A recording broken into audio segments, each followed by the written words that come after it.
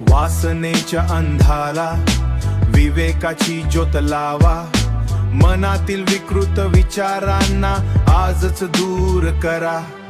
संस्कारांच्या पाऊल वाटेने नवा समाज घडवा.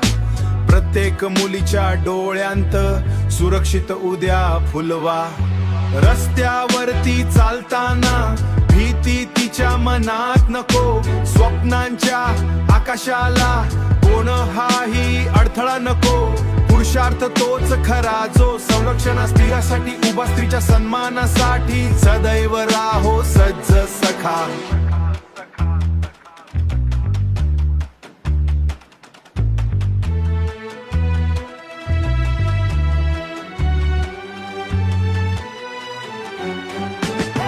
आई आहे, बहीण आहे, तीच जगाची शान.